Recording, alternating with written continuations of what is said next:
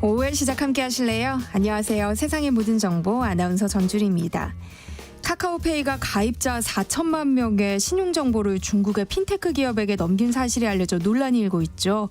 카카오페이는 국민 대다수가 사용하는 모바일 메신저와 직접 연결돼 있는 데다 개인정보 유출 우려로 알리나 테무 같은 중국 전자상거래 플랫폼을 사용하지 않는 소비자들도 적지 않다는 점에서 비판의 목소리가 나오는데요. 이 문제 어떻게 봐야 할까요? 금융감독원은 네이버페이나 토스 같은 다른 간편 결제사들에 대해서도 실태 점검에 나서겠다고 밝혔는데요. 자세한 얘기 잠시 뒤 경제포커스 코너에서 꼼꼼히 살펴보겠습니다. 무더위에 지쳐 여름 휴가를 계획했지만 날씨 때문에 야외 활동을 하기가 참 어려운데요. 청취자 여러분들의 책장을 채워드리는 이다의 북마크. 오늘은 여름 휴가철에 읽으면 좋을 책 추천해드릴 예정이니까요. 궁금한 분들 계속 함께해 주세요. 저희 방송은 KBS 일라디오 유튜브 채널을 통해서도 실시간으로 시청 참여하실 수 있습니다. 많은 관심 부탁드리면서 KBS 세상의 모든 정보 지금 시작합니다.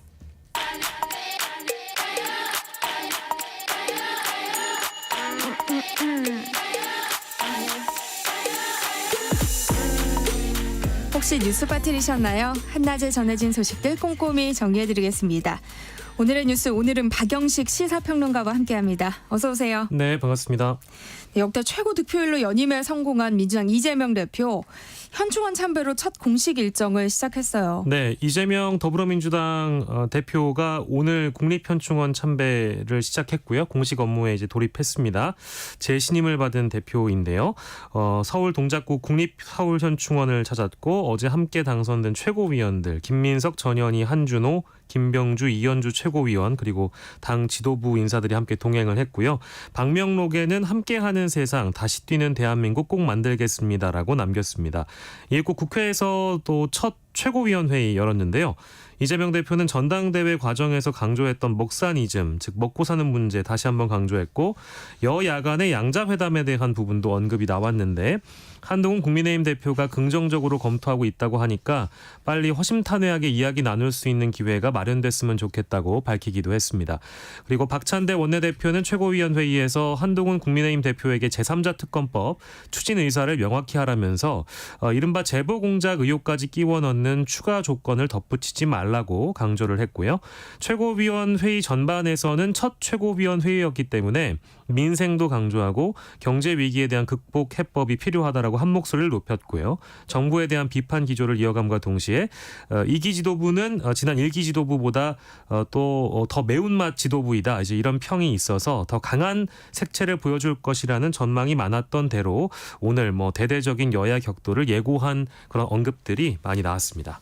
네, 민주당 최고위원 경선은 전당대회 내내 엎치락뒤치락 혼전 양상을 보였는데요. 최종 결과는 어땠어요? 예, 말씀 앞에서 드린 대로 김민석, 전현희, 한준호, 김병주, 이현주 후보의 순서로 당선이 됐는데요. 최근까지도 사실 후발주자였던 전현희 의원이 서울 경선을 지나면서 전당대회 그러니까 어제 당일에 이르기까지 ARS 조사, 여론조사, 권리당원 또 대의원 투표에서 모두 2위를 차지했습니다. 예상하기 힘들었던 그런 내용인데 최근에 있었던 법사위에서의 어떤 공격적인 발언 또 권익위원회 국장이 극단적 선택을 하는 데 있어서 이게 누구의 책임이냐 이런 걸 따져 묻는 과정에서 좀 뜨거운 논란이 있었는데 이런 장면들이 민주당의 권리당원들을 움직이거나 당심을 움직이는데 어떤 큰 효과를 발휘했다라는 분석이 나오고 있고요. 이현주 후보의 경우에는 예상하기가 힘들었던 마찬가지로 그런 후보인데 전당대회 현장에서도 많은 그 참석자들 심지어 이 후보들까지도 놀라게 만들었습니다. 전체 비중에서 30%를 여론조사가 차지하는데요. 여기서 3위를 차지했고 전체 합산 집계로 봤을 때 원래 비당선권 아니냐 6위 정도에 머물러 있었는데 단숨에 종합 당선권 5위로 뛰어올라서 당선이 된 것이죠.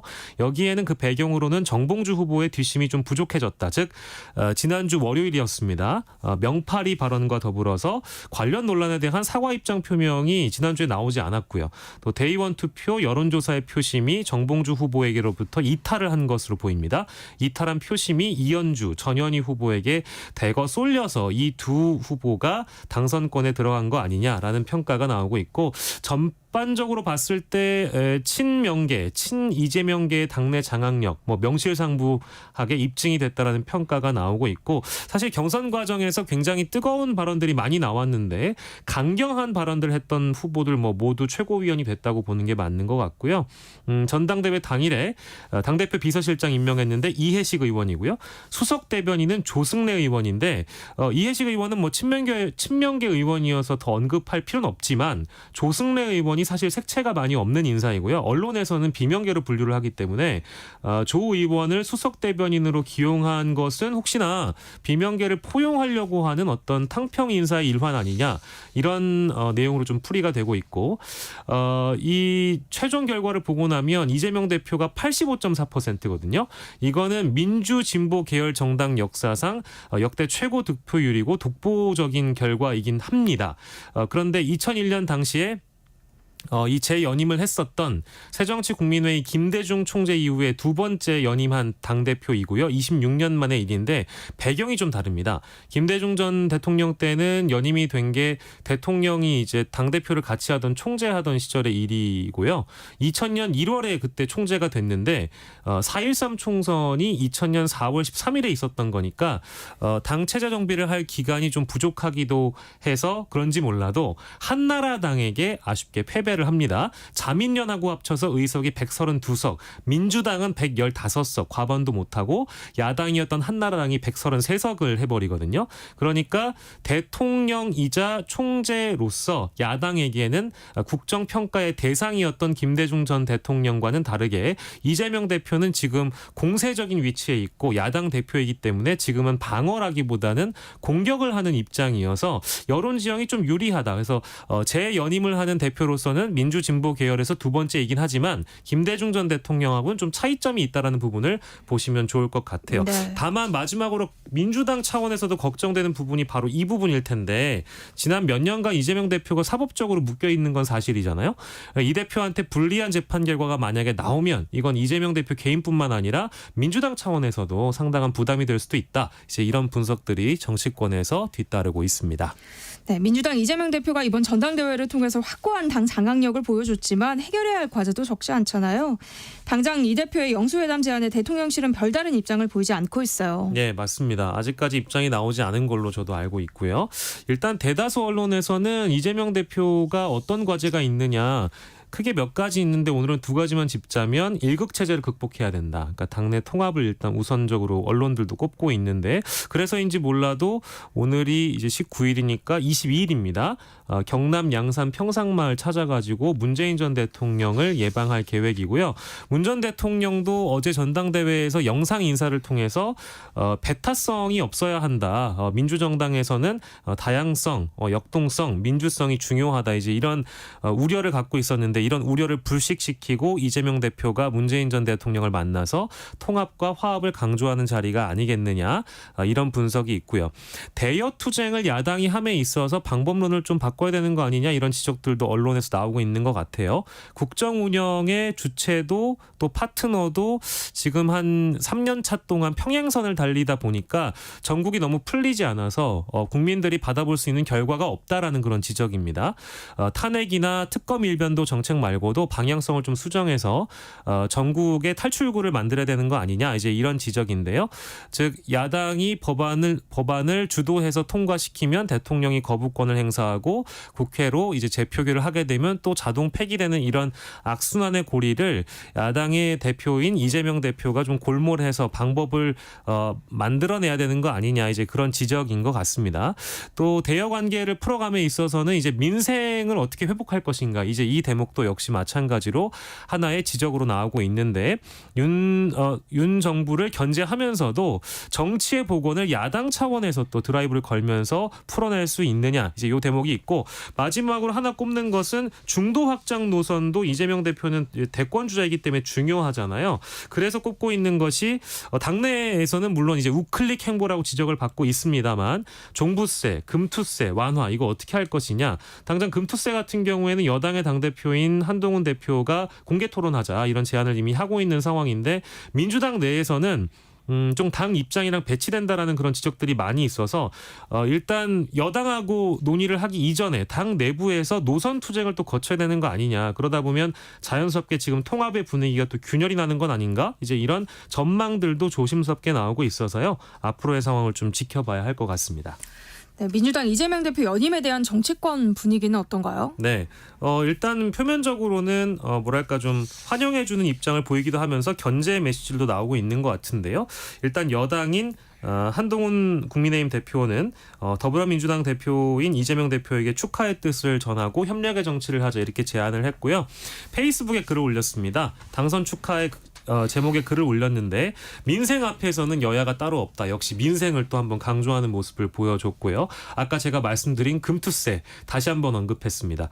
금투세 폐지 등 시급한 민생 현안들에 대해서 조만간 뵙고 많은 말씀을 좀 나눠보자. 이제 이런 말씀을 했고요. 각 당에서도 공식 브리핑을 했습니다. 앞서서는 이제 한동훈 대표였고요. 국민의힘의 한지아 수석 대변인이 일컫기를 이 대표가 전당대회에 출마하며 국민의 먹고 사는 문제 해결을 강조한 것과 달리 민주당에 대한 비판을 이어갔습니다. 민주당은 언행 불일치로 일관하고 있다. 22대 국회에서 각종 탄핵안, 특검법안, 반민생법안 아니냐 이제 이런 지적을 했고요. 조국혁신당 김보엽 수석 대변인은 연임 축하 메시지를 날리면서도 검찰 독재 정권 조기 종식을 위해서 민주당과 협력하겠다. 함께 이재명 대표와 손을 잡겠다라는 메시지를 보여줬습니다. 개혁신당의 김성열 수석 대변인은 팀원만 바뀐 이재명과 아이들 컴백 무대에 기대보다 우려가 앞서는 이유는 가게 간판과 사장님이 그대로라면 제공하는 메뉴라도 바꿔야 되는 거 아니냐. 이제 이런 비판을 했고요. 민주당 탈당파의 주축 정당인 새로운 미래는 김현욱 선임 대변인이 입을 열었습니다. 민주당은 정치적 계산에 매몰돼 김 전 대통령 서거일, 즉 어제였습니다. 15주기였는데요. 서거일을 전당대회라는 정치 이벤트로 소모한 것 아니냐. 김대중 정신 훼손했다라고 비난하기도 했습니다. 네, 다음 뉴스 살펴보겠습니다. 국민의힘 한동훈 대표는 어제 취임 이후 처음으로 고위 당정협의회에 참석했는데요. 이를 두고 한 대표가 당내 주도권을 강화해 나갈 것이다. 이런 해석이 나오고 있다고요. 네, 맞습니다. 어제였습니다. 취임 후 처음으로 고위 당정협의 참석했는데요. 주로 민생 또 강조했습니다. 민생 현안을 논의했고요. 디테일하게 들어가 보면 전기차 안전 문제, 유공자 예우 강화 차원에서 순직 군인 유족에게 사후 진급 추서된 계급에 맞춰서 연금을 지급하는 군인사법 개정안 등 한 대표가 방점을 찍어왔던 현안들이 주로 논의가 됐다고 합니다. 이 자리에서 한동훈 대표는 정부 여당의 강점은 행정력과 정치가 결합됐을 때 나오는 시너지라면서 민생에서 그 시너지를 발휘하고 우리가 실력을 보여줘야 한다라면서 민생을 다시 한번 강조했고 당정 관계에 대해서는 당정 회의를 다양한 방식으로 자주 열고 실용적이고 치열하게 토론을 해야 된다. 당정 회의가 민생 컨트롤 타워로서 기능할 수 있도록 최선을 다하겠다라면서 선언적인 메시지. 당정 회의 역시도 자신이 좀 주도권을 끌어가 보겠다. 또 민생 중요하다라는 걸 강조한 것으로 보입니다.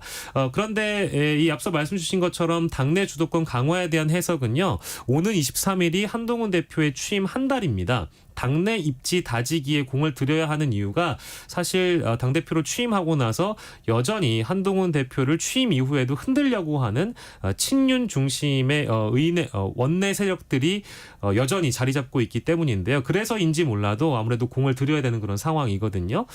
사선 중진 의원들이랑 릴레이 오찬을 이미 했었고요. 오늘은 당 상임 고문당하고 시도당 위원장들 만나서 향후에 뭐 원외 당협위원장들도 만나면서 자신의 보폭을 좀 늘려가는 계획이 있고요.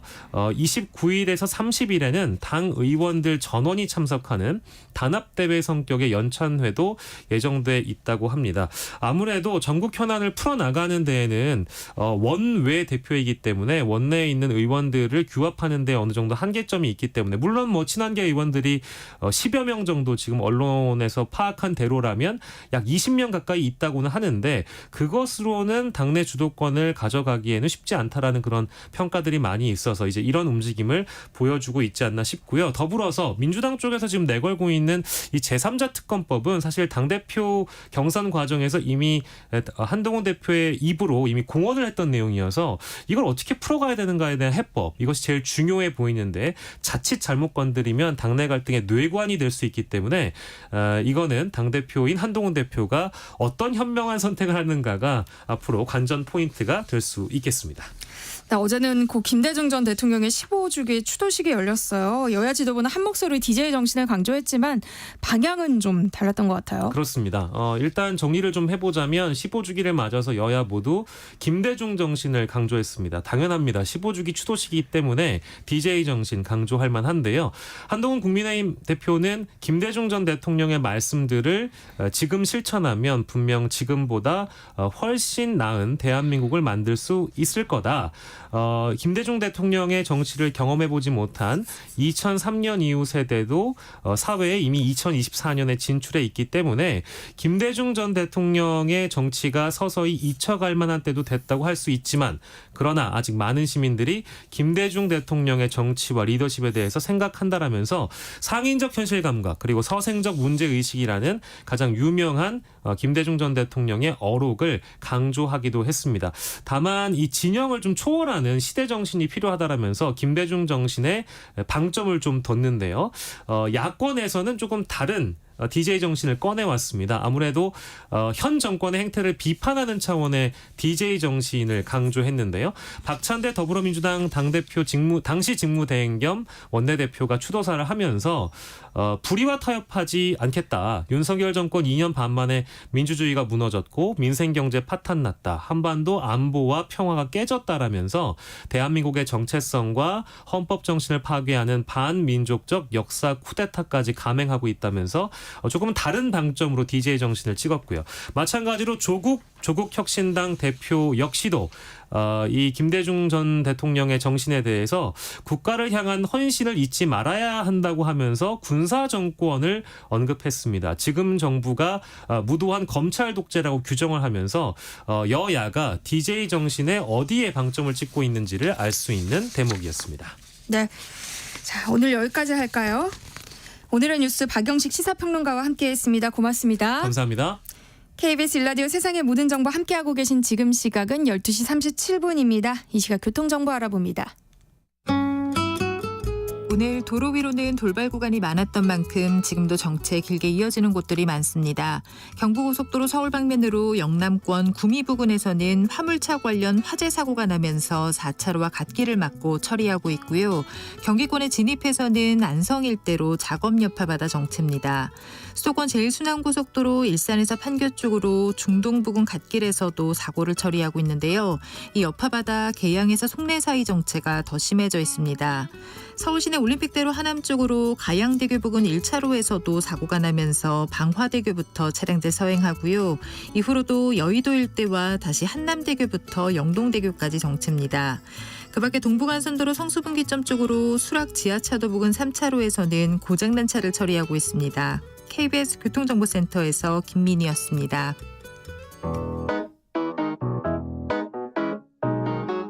세상의 모든 정보는 청취자분들의 관심과 참여를 기다립니다. 방송 들으시면서 궁금한 점이 있거나 의견 공유하고 싶은 분들 계시면 문자 보내주세요. 추첨을 통해 모바일 쿠폰 보내드리겠습니다.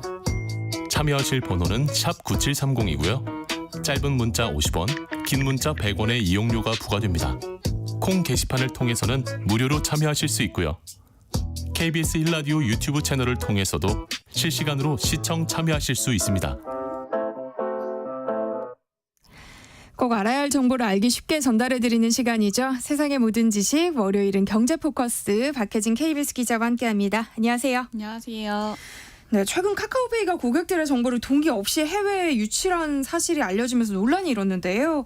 오늘은 이 문제를 좀 짚어본다고요. 네, 혹시 카카오페이 자주 쓰세요? 어떠세요? 자주 쓰죠. 그렇죠. 아무래도 네. 카카오톡을 이용하다 보면 카카오페이를 쓰게 되는 것 같아요. 그렇죠. 뭐 결제할 때도 그렇고 뭐 송금할 때도 그렇고 저도 네. 되게 많이 쓰는데 이게 신용카드나 뭐 체크카드 정보 뭐 이런 걸 등록해 놓은 다음에 비밀번호만 입력하면 간단하게 결제할 수 있는 그런 간편 결제 서비스 일종이잖아요.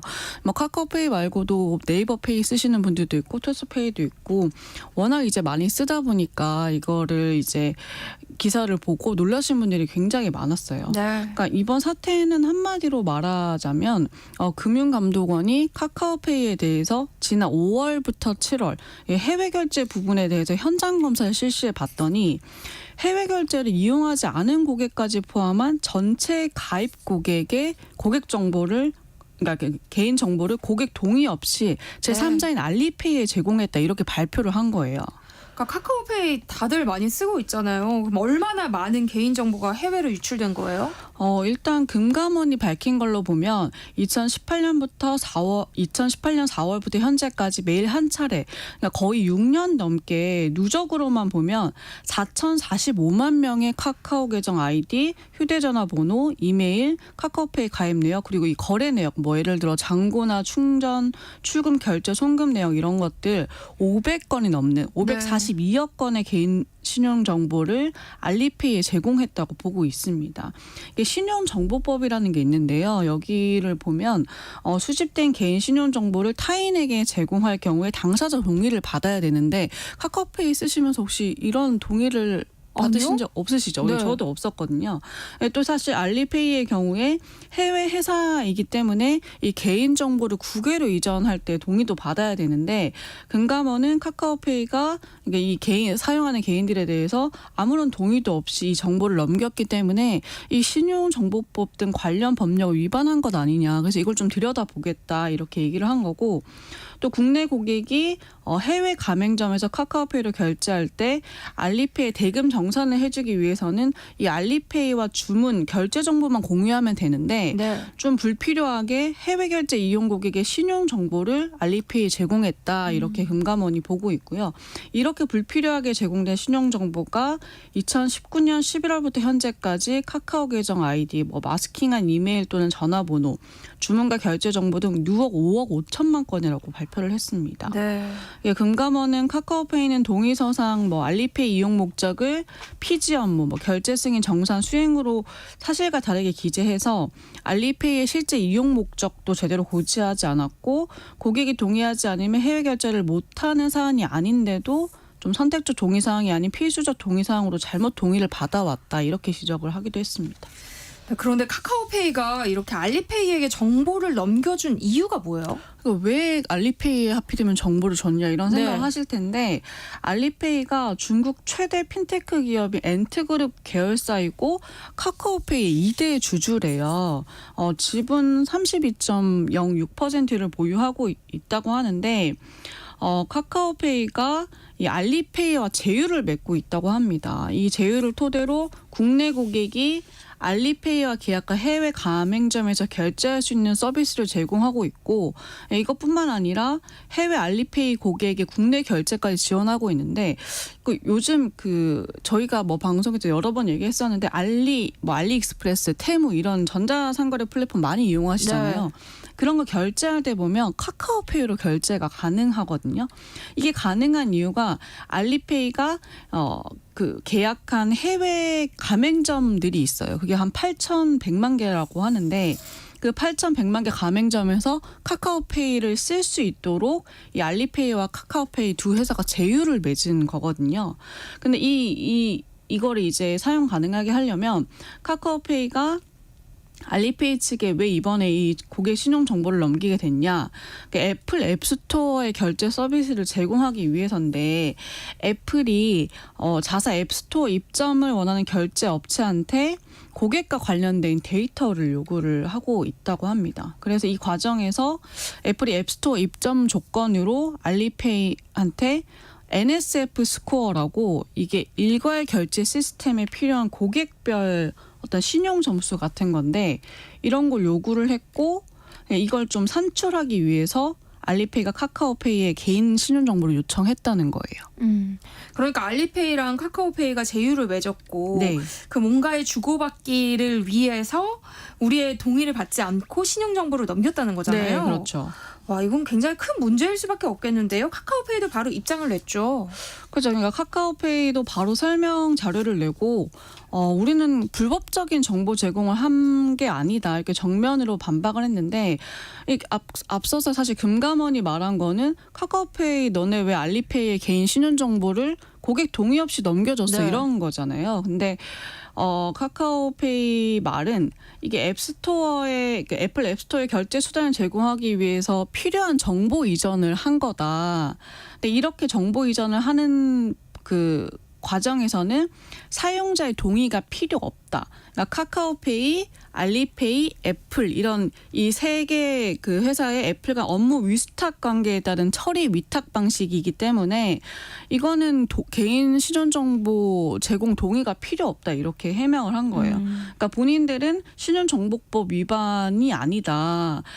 이거는 이제 그 개인 신원 정보의 처리 위탁 과정에서 발생한 일이기 때문에 그런 것과 상관없다 이렇게 설명을 한 거고 또 카카오페이는 알리페이 정보를 제공할 때도 이 무작위 코드로 변경하는 암호화 방식을 적용해서 비식별 조치를 하고 있다 이렇게 얘기를 하면서 그래서 이제 뭐 금감원이나 이제 언론에서 계속 우려하고 있는 뭐 사용자를 특정한다거나 뭐 이런 것도 불가능하고 또 부정 결제 탐지 이외의 목적으로는 활용이 불가능하다 이렇게 주장을 하고 있습니다. 그러니까 금감원과 카카오페이 양측의 입장이 첨예하게 엇갈리고 있는 거잖아요. 그러니까 카카오페이가 고객 정보를 알리페이에게 제공할 때 정말 넘겨야 할 것만 넘겼냐 아니면 개인 정보를 반드시 받아야 하는 정보까지 넘긴 게 아니냐 이 부분이 쟁점이 되고 있는 거죠. 네, 크게 보면 한 3가지 정도가 쟁점이 되는 것 같아요. 일단 첫 번째로 금감원이 이제 얘기를 한 거는 고객 정보를 고객 동의 없이 넘겼다 이렇게 주장을 하는데 카카오페이는 앞서 제가 이제 그 알리페이어의 그 제휴 관계를 설명드렸지만 네. 본인들은 그런 관계들이 있기 때문에 신용정보법상 가능하다 이렇게 보고 있고요. 또 이 개인정보의 식별 위험성과 관련해서도 좀 입장이 다른데 카카오페이 측은 철저히 암호화해서 넘겼으니까 문제가 없다 이렇게 주장을 하고 있는데 금감원은 무슨 소리냐 이거 해도 가능하다 이렇게 네. 보고 있습니다. 또 카카오페이는 알리페이에 제공된 정보가 부정결제 탐지 외에는 절대 사용되지 않는다고 말을 하고 있는데 금감원은 이렇게 넘어간 자료들의 오남용 우려까지 보고 있어요.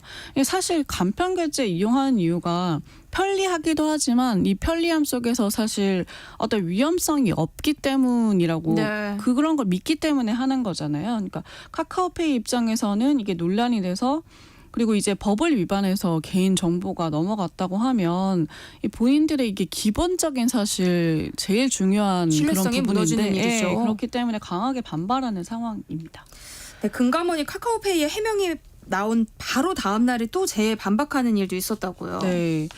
그러니까 알리페이와 미수탁 관계로 고객 동의 없이 신용 정보를 제공할 수 없다는 게 카카오페이의 주장이었잖아요. 네. 근데 카카오페이가 입장을 낸 다음 날에 바로 반박을 했는데 그러니까 위탁 계약이 아니다 뭐 이렇게 얘기를 하는 거예요. 그러니까 카카오페이가 알리페이와 체결한 일체 계약서를 금감원이 들여다봤다. 네. 그런데 카카오페이가 알리페이에 NSF 스코어 산출 제공 업무를 위탁하는 내용이 전혀 존재하지 않는다 이렇게 밝혔는데 이 NSF 스코어가 뭐냐면 애플에서 요구했던 그 일괄 결제 시스템 운영할 때 필요한 고객별 신용 점수를 말하는 거거든요. 그러니까 한마디로 이 NSF 스코어 관련해서 고객 정보를 제공할 수 있다는 내용이 뭐 고객 회원가입 약관이나 해외 결제 동의서나 어디에도 없었다는 거예요. 네. 그리고 카카오페이 홈페이지에 공시한 뭐 개인 신용정보 처리 업무 위탁사항 이런 걸 봐도 NSF 스코어 산출이나 제공 업무 이런 건 포함되지 않았기 때문에 카카오페이 측 해명이 말이 안 된다 이렇게 얘기를 했고요. 그러면서 이제 대법원 판례까지 들었는데 이 신용정보의 처리 위탁이 되기 위해서는 위탁자 본인의 업무 처리와 이익을 위한 것으로서 수탁자는 위탁 사무 처리 대가 외에는 독자적인 이익을 가지지 않아야 한다. 그리고 위탁자 관리 감독 아래에서 처리한 경우여야 한다 이렇게 얘기를 했는데 이런 이제 대법원 판례를 들었는데 그런데 카카오페이의 신용 정보 제공은 여기에 모두 해당되지 않는다 이렇게 네. 부연을 하기도 했고 또 이제 관련 규정에 따르면 금융사 그러니까 카카오페이가 이 정보 처리 업무를 감독할 때 금감원에 사전 보고를 해야 하는데도 카카오페이는 감독 당국에 보고한 바 없다 이렇게 지적을 하기도 했습니다. 네. 또 박 기자가 앞서서 잠깐 언급했지만 개인정보가 암호화돼서 전달됐기 때문에 위험성이 없다. 이게 카카오페이 측의 주장이잖아요. 그럼 금감원은 이에 대해서는 어떤 입장이에요? 그러니까 앞서 말씀드렸던 부분이랑 함께 이 부분도 사실 적극적으로 반박을 했어요. 금감원이 얘기하는 거는 카카오페이는 지금 공개된 암호화 프로그램 중에 가장 일반적으로 통용되는 암호화 프로그램을 사용했다고 합니다. 그리고 이게 암호화 함수, 해시 처리 함수라고 하는데 여기에 랜덤 값을 추가하지 않고 그냥 전화번호, 이메일 이런 걸로 단순하게 설정을 했대요. 네. 그리고 이 해시 처리 함수를 한 번도 변경한 사례가 없고 일반인도 복호화가 가능한 수준으로 원본 데이터 유추가 가능하다 이렇게 보고 있습니다. 또 알리페이가 애초 카카오페이에 이 개인 신용 정보를 요청한 이유는 해당 정보를 애플 아이디에 매칭하기 위한 건데 이 애플 아이디에 매칭을 하려면 결국 카카오페이가 제공한 개인 식별 정보를 복호화해야 한다고 해요. 그러니까 알리페이가 이제 애플의 특정 카카오페이 고객에 이 NSF 스코어를 제공하면서 개인 시준 정보를 식별하지 않는다라고 말한 거는 모순이라는 거죠. 그러니까 이렇게 논란이 계속되면서 카카오페이가 지난 5월 22일부터 알리페이 측의 정보 제공을 잠정 중단한 상태다. 이런 보도가 나왔어요. 네, 이 카카오페이가 이제 계속 이제 논란이 되니까 본인들의 입장을 계속해서 밝히고 있는데 이제 공지사항을 통해서 금융감독원의 조사 과정임을 감안해서 지난 5월 22일부터는 이 알리페이 측의 양해를 거친 후에 이 해당 정보를 제공하는 걸 잠정 중단했다 이렇게 밝히기도 했습니다. 그러면서 다시 이제 본인들이 그전에 주장했던 것처럼 사전에 충분히 설명하려고 했던 노력이 부족해서 심려를 끼쳐드려 다시 사과드린다. 그러면서 이 부분은 문제가 되는 부분은 아니었다 이렇게 재차 강조를 하면서 좀 진화하려는 모양새를 보였습니다. 네, 카카오페이 정보 유출 논란을 계기로 금감원이 네이버페이와 토스 같은 이 간편 결제사들에 대해서도 점검을 하겠다는 입장을 밝혔어요. 사실 이게 터지고 나서 걱정하는 소비자들이 진짜 많았어요. 난 네. 해외 결제 이용하지도 않는데 왜 내 정보가 넘어갔느냐부터 해가지고 그러면 카카오페이, 네이버페이 나 사용하고 있는데 토스 같은 것들도 그런 사용하고 있는데 이런 것들 괜찮냐. 요즘은 사실 해외 결제 포비아까지 확산되고 있다. 이런 말도 나오고 있거든요. 실제 카드나 페이 업계에 따르면은 이 카카오페이, 네이버페이, 토스페이 같은 국내 주요 간편 결제사들이 알리페이 그리고 유니언페이 이런 중국계와 제휴를 맺고 해외 결제 서비스를 제공 중이라고 해요. 그러니까 이들 업체 고객이 해외에서 결제하려면 결국 알리페이 같은 제휴사의 정보를 제공해야 한다는 거고 소비자 역시 해외 결제 서비스를 이용하려면 정보 제공 동의가 필수인데 아까 앞서 말씀드렸다시피 카카오페이 같은 경우는 알리페이가 2대 주주라고 말씀드렸잖아요. 근데 토스 같은 경우도 2대 주주가 알리페이라고 합니다. 네, 이렇다 보니까 금감원이 네이버페이와 토스의 해외 결제 대행 업무 점검을 또 나서겠다고 했고 이거는 이제 카카오페이처럼 지금 이런 방식으로 하고 있는지 이걸 확인하겠다는 거거든요. 일단 서면 점검하겠다고 했고 이 과정에서 필요하면 현장 점검에도 나서겠다 이렇게 밝혔고요. 나아가서 이제 네이버페이, 토스 외에도 추가적으로 다른 결제 대행 업체로도 이 점검의 범위를 확대하겠다는 계획을 밝혔습니다. 네. 짧게 제휴관계가 문제라는 지적도 나오고 있는데 여기에 대한 간편 결제사들의 입장은 뭐예요? 근데 일단은 간편 결제 업계에서는 해외 간편 결제처를 확장하기 위해서는 이런 제휴 관계가 불가피하다고 주장을 하고 있고요. 실제로 이제 가맹점 수도 알리페이 같은 경우는 계속 늘고 있고 그렇기 때문에 이제 우려되기 때문에 아예 안 한다 이런 것보다는 최소한으로 좀 이제 정보를 다 개인 정보를 그러니까 위험하지 않는 선에서 그걸 잘 관리하는 게 중요하다. 그런 거에 초점을 맞춰야 한다라고 보고 있습니다. 경제포커스 박혜진 KBS 기자와 함께했습니다. 고맙습니다. 고맙습니다. KBS 세상의 모든 정보 1부 순서는 여기서 마무리하겠습니다. 이어지는 2부에서는요. 이다혜의 북마크 그리고 커피로 맛보는 역사 코너 기다리고 있으니까요. 계속해서 많은 청취 부탁드립니다. 그럼 전 잠시 후 2부에 다시 돌아올게요.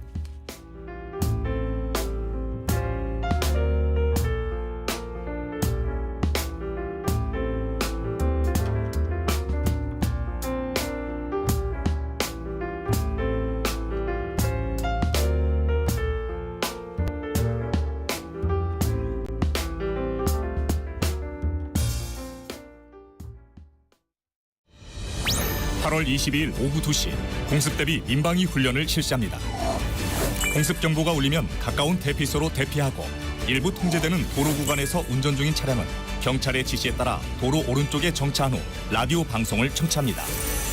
적극적인 참여가 당신과 가족을 지킵니다.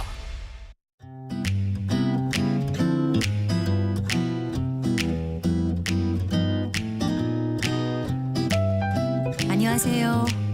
바른말 고운말입니다. 우리말 속담 중에 중통 내밀듯이라는 게 있습니다.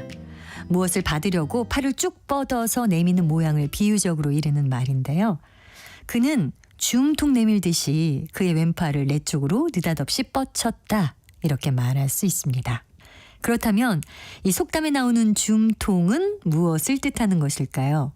줌통은 활의 한가운데 손으로 쥐는 부분을 가리키고요. 그냥 줌이라고도 하고 또 활줌통 역시 같은 뜻입니다. 다만 줌통은 첫 음절을 길게 발음하는 반면에 활줌통은 앞에 활자가 붙어서 줌이 된 소리로 나고요. 또 짧게 발음한다는 점에만 유의하시면 됩니다. 이처럼 원래는 긴 소리로 나는 말이었는데 환경에 따라서 짧은 소리로 바뀌는 경우가 있습니다. 중력과 무중력, 바로 이게 그 예로 들 수 있는데요. 지구 위의 물체가 지구로부터 받는 힘을 뜻하는 표현 중력은 첫 음절을 길게 발음하고요. 하지만 이와는 다르게 마치 중력이 없는 것처럼 느끼는 현상을 뜻하는 무중력은 무중력이라고 중을 길게 발음하지 않고 무중력 이렇게 짧게 발음합니다. 표준어 규정에서 보면 단어의 첫 음절에서만 긴 소리가 난다는 것을 원칙으로 하고 있다라고 돼 있습니다. 바른말 고운말 아나운서 변형이었습니다.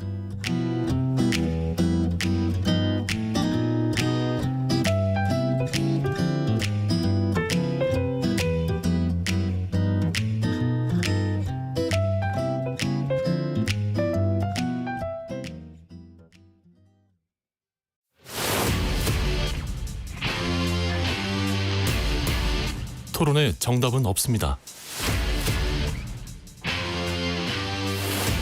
토론이 세상을 바꿀 수도 없습니다. 하지만 질문은 새로운 세상을 만들 수 있습니다. 질문으로 올바른 세상을 만드는 첫걸음. 평일 저녁 7시 20분 KBS 열린 토론.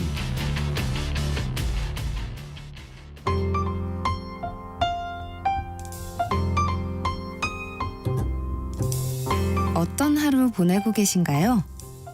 눈코 뜰 새 없이 바쁘게 지나가는 한 주. 월요일부터 금요일, 매일 밤 10시부터 12시까지는 오롯이 당신만을 위한 시간입니다. 당신을 위한 지식 쉼터. 오늘 밤 일라디오.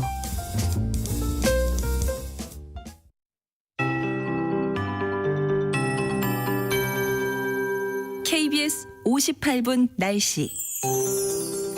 오늘 어제보다 더 덥겠습니다. 전국에 가끔 구름이 많이 끼면서 볕이 강하게 내리쬐 기온이 크게 오르겠고요. 또 오늘 새벽에 발생한 제9호 태풍 종다리가 덥고 습한 공기를 우리나라로 밀어올리면서 기온도 높고 습도도 높겠습니다. 예상 낮 최고 기온은 경북 김천과 의성이 37도, 경남 밀양 36도, 서울과 대전 대구 35도, 부산, 광주, 강릉 34도 등이 되겠습니다. 온열 질환에 걸리지 않도록 주의하시기 바랍니다. 오후에는 대기가 불안정해지면서 강원 내륙과 남부지방, 제주도를 중심으로 벼락과 돌풍을 동반해 5에서 40mm 정도의 소나기가 오는 곳이 있겠습니다. 한편 9호 태풍 종다리는 현재 일본 오키나와 남서쪽 해상에서 우리나라 서해상을 향해 북상 중입니다. 내일 오후부터 제주도와 남해안은 태풍의 영향권에 들겠고요. 모레까지 제주도와 남해안을 중심으로 많게는 100mm가 넘는 폭우가 쏟아지겠고 그 밖에 남부지방에도 최고 80mm의 많은 비가 내리겠습니다. 내일 오후부터 목요일 사이에는 전국에 비 소식이 있습니다. 비바람이 불면서 주 중반에 폭염이 잠시 누그러지겠지만 당분간은 무더위와 열대야가 이어질 전망입니다. 현재 서울의 기온은 34.5도입니다. 송소진입니다.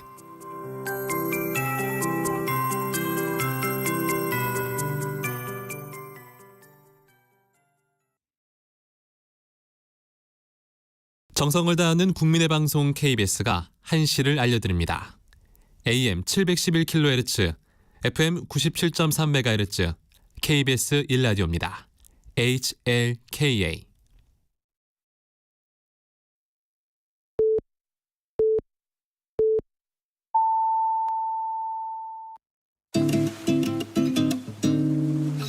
나른한 오후를 책임질 영양 만점 지식 비타민.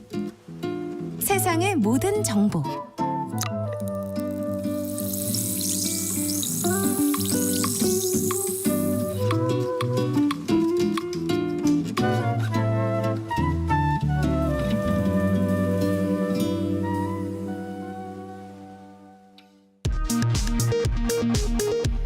이 시각 라디오 정보센터 뉴스입니다. 한미연합 군사훈련 을지 자유의 방패 연습이 오늘부터 11일간 실시됩니다. 이번 훈련에서는 북한의 핵공격을 가정한 대응훈련이 처음으로 실시될 예정입니다. 윤석열 대통령은 국가 총력전 태세가 필요하다고 밝혔습니다. 국민의힘 한동훈 대표는 정부의 노력이 부족하다는 지적이 있고 제대로 알려지지 않은 측면도 있다면서 당 차원의 정책 컨트롤 타워로 격차 해소 특별위원회를 신설하겠다고 밝혔습니다. 더불어민주당 이재명 신임 대표는 오늘 서울 국립현충원 참배 직후 윤석열 정권의 폭주를 저지하는 것이 가장 중요한 과제가 된 것 같다고 밝혔습니다. 또 정치의 목적은 먹고 사는 문제, 먹사니즘이라고 강조했습니다. 김건희 여사가 임성근 전 해병대 1사단장 구명 로비 의혹의 핵심 인물인 이종호 전 블랙펄 인베스트먼트 대표를 오빠로 부른다고 주장해 고소된 장경태 더불어민주당 의원 수사를 서울 동대문 경찰서가 맡게 됐습니다. 지금까지 라디오 정보센터 뉴스 정한나였습니다.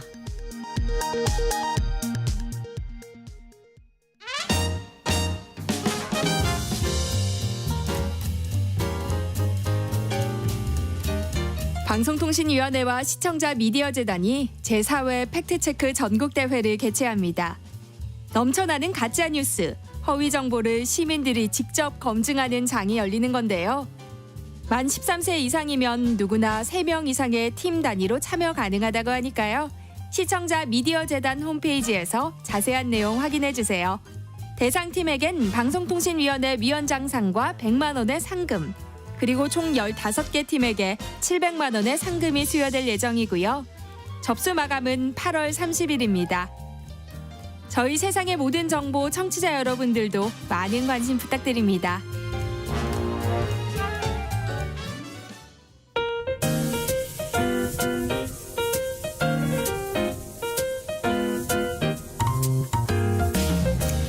정신없이 바쁜 하루, 지금 우리 주변에서 벌어지고 있는 사건 사고 소식들 한숨 돌리며 살펴보시죠. 하프타임 뉴스 임선우 뉴스캐스터와 함께합니다. 어서 오세요. 안녕하세요.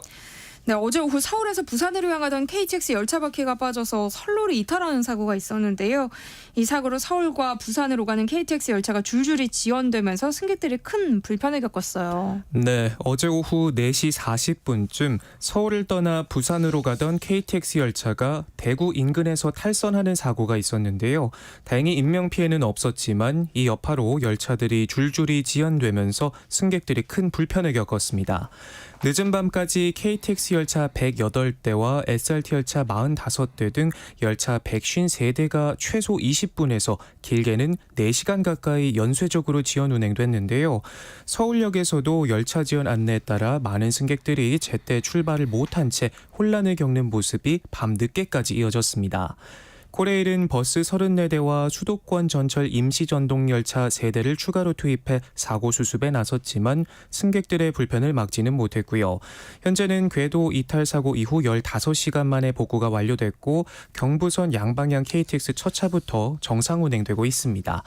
코레일은 사고 차량을 점검 기지로 옮긴 뒤 사고 원인 파악에 나선다고 하고요. 또 피해 승객들에게 약관에 따라 보상할 방침이라고 합니다. 요즘 더워도 정말 너무 더운데요. 서울이 열대야 기록을 새로 쓰고 있다고요. 네, 서울을 비롯한 도심에서 열대야가 더 기승을 부리고 있는 것으로 나타났는데요. 기상 관측 117년 만에 최장 열대야 기록을 매일 새롭게 써내려가고 있습니다. 기상청에 따르면 서울은 지난달 21일 이후 28일 연속 밤사이 최저 기온이 25도 아래로 떨어지지 않는 열대야가 나타나고 있는데요. 문제는 최장 기록을 새로 쓰고도 아직 한참이나 더 남았다는 겁니다. 서울의 경우 오는 28일까지 열대야가 이어질 것이란 전망이 나오면서 연속 열대야 기록이 무려 40일에 육박할 가능성도 있다고 합니다. 도심 지역이 특히 더 심한데 서울에서도 영등포구와 용산구의 일 최저 기온이 각각 28.6도, 28.2도로 가장 높았는데요. 아스팔트와 콘크리트로 이루어진 도로와 건물들이 낮 동안 흡수한 열을 밤에 뿜어내면서 도심 지역이 외곽보다 4도 넘게 더 덥다고 하네요. 연일 기록적인 폭염에 기상청은 사상 처음으로 폭염 백서도 내놓기로 했는데요. 이번 주 목요일은 더위가 꺾이고 가을이 시작된다는 처서지만 기상청은 당분간 폭염과 열대야가 계속될 것으로 내다보고 있습니다. 그러게요. 처서만 지나면 마법처럼 더위가 가신다는 이른바 처서 매직 기다리는 분들 많이 계실 텐데 올해는 이 처서 매직도 기대하기 어렵다는 거죠? 네, 모기도 처서가 지나면 입이 삐뚤어진다는 속담처럼 그간 한여름 더위는 절기상 처서에 한풀 꺾여왔는데 올해는 밤낮 없는 더위가 이달 말까지 이어진다고 합니다. 처서 당일인 목요일 전국에 반가운 비 소식이 있긴 하지만 낮 최고 기온은 33도로 무더울 예정이고요. 오히려 빗방울이 습도를 높여 마치 사우나를 하듯 체감 기온은 가파르게 오르게 했습니다. 최악의 여름으로 꼽혔던 1994년과 2018년에는 처서를 전후로 태풍이 찾아와 더위를 몰아갔지만 올해는 이마저도 잠잠한데요. 9호 태풍 종다리가 북상하고 있다는 소식이 조금 전 들어왔는데 기대와 달리 오히려 밤낮 더위를 부추길 것으로 보입니다. 현재 일본 오키나와 남쪽 해상에서 올라오고 있는데 남쪽의 뜨거운 공기를 우리나라로 불어넣으면서 찜통 같은 폭염이 나타날 수 있다고 하는데요. 태풍이 밀어올린 열기로 오늘 서울과 대전, 광주 등에선 낮 기온이 35도까지 오르겠고 실제 체감더위는 더 심하겠습니다. 내일 오후에는 태풍이 제주에 근접하면서 곳곳에서 강풍을 동반한 많은 비도 예상되는데요. 내일 오후부터 전국 대부분에서 비가 오겠고 제주와 남해안으로는 시간당 30mm가 넘는 집중호우도 쏟아지겠습니다. 네, 유례 없는 폭염에 마실 물도 걱정해야 되는 상황이라고요. 네, 수도권 최대 식수원인 팔당호의 녹조가 빠르게 퍼지고 있습니다.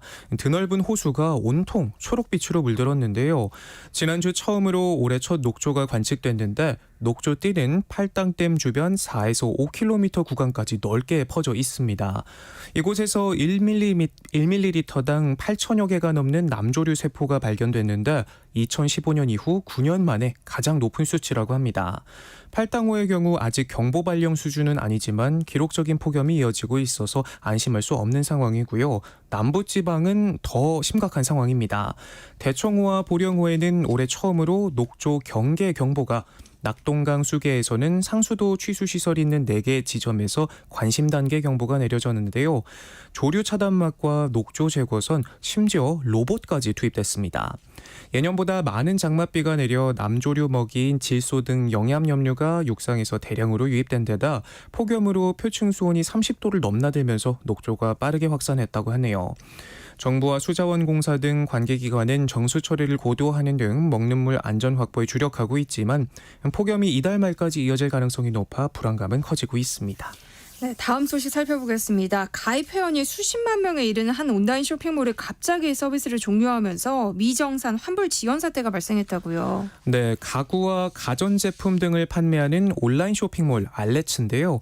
지난 금요일 홈페이지에 공지가 올라왔습니다. 부득이한 경영상 사정으로 8월 31일자로 서비스를 종료한다는 내용이었는데 피해는 고스란히 쇼핑몰에 입점한 판매자들에게 돌아갔습니다. 한 업체는 지난달 미정산금만 5억여 원으로 총 7억 원 넘는 돈을 받지 못했는데 TMF 사태로 이미 3억 원을 정산받지 못한 상황에서 일어난 일이라고 하고요. 소비자들 또한 환불받을 길이 막막한 상황입니다. 문의를 넣어봐도 답변 하나 돌아오지 않는 상황이고요. 오픈 채팅방에 모인 판매자와 소비자 등 피해자만 수백 명에 이른다고 합니다. 알레츠의 월 매출액은 수백억 원대인 걸로 알려져 피해는 상당할 걸로 보이는데요. 지난달 발생한 티몬과 위메프 사태 이후 중소 이커머스 업체에 대한 불신이 커지면서 자금난을 맞은 것으로 보이는데 일각에선 도미노 파산이 현실화할 수 있다는 지적도 나와 우려를 키우고 있습니다. 가출 신고된 40대 여성이 파출소 주차장에 세워둔 순찰차 뒷좌석에서 숨진 채 발견됐다고요? 어찌된 일일까요? 네, 어제 낮 2시쯤 경남 하동군 진교파출소 주차장에 세워둔 순찰차 뒷좌석에서 40대 여성이 숨진 채 발견됐습니다. 다른 신고를 받고 출동하던 경찰이 우연히 발견하게 됐는데요. 숨진 여성은 지난 15일 밤 집을 나간 뒤 연락이 끊겨 이날 오전 가출 신고가 접수된 상태였다고 하고요. 경찰 수사 결과 지난 16일 새벽 2시쯤 주차된 순찰차에 들어가 36시간 동안 차 안에 갇혀 있었던 것으로 확인됐습니다. 당시 순찰차 문은 잠겨 있지 않아 밖에서는 열 수 있었다고 하는데 범죄 혐의자 도주를 막기 위한 뒷좌석 구조상 안에서는 열 수 없었다고 하고요. 네. 또 앞좌석도 안전 칸막이로 막혀 있어 넘어가서 구조를 요청하기도 불가능했다고 합니다. 더군다나 해당 차량은 긴급 출동 때만 사용하는 예비용 차량이었던 터라 뒤늦게서야 이 여성을 발견할 수 있었다고 하는데요. 발견 당시 특별한 외상도 없었고 폭염경보가 발령될 정도로 더운 날씨에 오랜 시간 차에 갇혔다가 숨졌을 가능성이 제기되고 있고요. 경찰은 정확한 사고 경위를 조사할 계획이라고 합니다. 네, 일도 구직 활동도 하지 않고 그냥 쉬었다는 청년들이 지난달 역대 최대치를 기록했어요. 네, 무더운 날씨만큼이나 무기력한 청년들이 날이 갈수록 늘고 있는데요. 통계청에 따르면 지난 7월 한 달 15살에서 29살 사이 청년층 가운데 그냥 쉬었다고 밝힌 사람은 지난해 같은 달보다 4만 2천 명 늘어난 무려 44만 3천 명으로 집계됐습니다. 역대 가장 높은 수치인데요. 통계청이 집계하는 쉬었음 인구는 취업자나 실업자가 아닌 비경제 활동 인구 중에 질병이나 장애는 없지만 막연히 쉬고 싶은 상태에 있는 이들을 말합니다. 지난달 기준 쉬었음 청년은 2014년에서 2017년 20만 명대에서 2018년 30만 명을 넘어섰고 코로나19 이후 점점 줄어들다가 지난해부터 다시 늘어 40만 명 수준을 넘어섰습니다. 특히 이들에게 일하기를 원하느냐라고 물었더니 아니다라고 답한 이들이 무려 33만 5천 명에 달했는데요. 4명 중 3명이 일자리를 찾을 의사가 없다고 답한 겁니다. 전문가들은 이런 청년들의 구직 포기 현상이 원하는 일자리가 없을 것이라는 부정적 예상이 큰 몫을 하고 있는 만큼 양질의 일자리 마련이 시급하다고 지적하는데요. 현장의 목소리를 들어보면 지난해 2월 광고 대행사에 취업했던 27살 한 청년은 각종 허드렛 일을 해야 하는 신입 생활에 지쳐 결국 회사를 떠나기로 했습니다. 지금은 어떤 일을 해야 할지 고민을 하면서 쉬고 있다고 하는데요. 대기업으로 올라갈수록 점점 더 고스펙이 돼 들어가기가 힘든 것 같다. 계속 쉴 수 있으면 좋겠는데 주변에서는 자꾸 이직하라고 압박한다며 지친 마음을 토로했습니다. 네, 요즘 서울 아파트 분양 시장이 뜨거운데요. 그런데 분양가가 치솟고 당첨 가능성은 바늘구멍이 되면서 청약 통장을 해약하는 사람도 늘고 있다고요. 네, 지난달 주택청약 종합저축 1순위 가입자 수가 5만 명 넘게 줄어든 것으로 나타났습니다. 지난 7월 말 기준 주택청약 종합저축 가입자 수는 2,548만 9천여 명으로 한 달 전에 비해 16,000여 명, 1년 전과 비교하면 34만 7천여 명이나 감소했습니다. 특히 1순위 통장 가입자 수가 5만 2천여 명이나 줄어든 반면 2순위 가입자 수는 3만 6천여 명 명 늘었는데요. 이게 무슨 의미냐 하면 1순위 통장 가입자 수가 크게 줄었다는 건 가입 기간이 상대적으로 긴 이들 가운데 청약 통장을 해지하는 경우가 많이 늘었다는 뜻입니다. 아파트 분양가는 치솟고 당첨은 힘들어지면서 백기를 든 사람들이 많다는 거겠죠. 지역별로도 차이가 있는데 특히 서울같이 경쟁이 치열한 지역에선 당첨 가능성이 워낙 낮다는 게 가장 큰 이유로 꼽히고요. 이달 분양한 서울 서초구 레미안 원 펜타스는 당첨자 중 청약 가점 만점자가 3명이나 나왔는데 자신의 가점이 어차피 당첨과 거리가 먼 수준이라면 적금 통장으로 갈아타 이자라도 챙기려 한다는 겁니다. 고분양가도 청약 통장 해지 사례가 늘어난 요인으로 꼽히는데요. 당첨이 되더라도 분양가가 감당하기 힘들 정도로 비싸졌기 때문인데 지난달 서울 민간 아파트 평균 분양가는 3.3제곱미터당 4,401만 7천 원이었는데 6년여 만에 2배로 뛰었다고 합니다. 내 집 마련의 꿈, 이러다 정말 한낮 여름밤의 꿈이 돼버리는 게 아닌가 싶습니다. 네, 여름철 물놀이 가시는 분들 많을 텐데요. 최근 제주도 내 항포구를 중심으로 다이빙 안전사고가 잇따르고 있어요. 네, SNS가 참 뭐라고 요즘 다이빙 명소로 알려진 제주의 한 포구에서 안전사고가 잇따르고 있습니다. 30대 남성 관광객이 다이빙을 하다 사고를 당해 숨졌는데 현장에는 다이빙을 금지하는 안내문과 안전요원도 있었지만 사고를 막지 못했다고 합니다. 현장에 있던 안전요원의 이야기를 들어보면요. 사람이 다쳐서 심폐소생술을 하고 있는데도 옆에서 아랑곳않고 뛰어내리는 사람도 있다고 하고요. 간조, 만조 시간도 모르고 물이 쫙 빠져버린 바다에 그대로 뛰어드는 관광객들도 있다고 합니다. 사람이 숨진 지 하루도 지나지 않았는데 여전히 사고 현장에선 피서객들이 줄지어 바닷물 속으로 뛰어내립니다. 지난달 15일에는 함덕해수욕장에서 구조요원인 20대 남성이 야간에 다이빙을 하다 심정지 상태로 구조돼 병원에서 치료를 받다 숨지기도 했고요. 보름 뒤에는 한림읍 원령포구 해상에서 50대 남성 관광객이 다이빙을 하다 경추 통증과 사지마비 증상을 보이면서 병원으로 이송되기까지 했습니다. 최근 3년간 제주 항포구에서 발생한 안전사고는 52건, 이 가운데 16명이 목숨을 잃었는데요. 물놀이 위험지역이나 금지구역엔 절대 들어가지 마시고요. 특히 술 마시고 물이 있는지 없는지도 모르고 다이빙하다 변을 당하는 일도 많다고 하니 안전수칙 반드시 지켜야 한다는 거 잊지 마시기 바랍니다. 네, 합타임 뉴스 임선우 뉴스캐스터와 함께했습니다. 고맙습니다. 고맙습니다. 내일 점심 메뉴 추천. 귀로 듣는 푸짐한 지식 한 상 어떠세요? 세상의 모든 정보. 아나운서 전주리입니다. 청취자 여러분의 책장을 알차게 채워드리는 이다혜 북마크 시내 21 이다혜 기자와 함께합니다. 어서 오세요. 네, 안녕하세요. 네, 오늘은 여름휴가 기간에 읽기 좋은 책을 추천해 주신다고요. 네. 기자님은 휴가 때도 책을 많이 읽는 편이신가 봐요. 많이 읽는 편이에요. 그래서 쉴 때도 책 읽기를 좀 좋아하는 편이기도 하고요.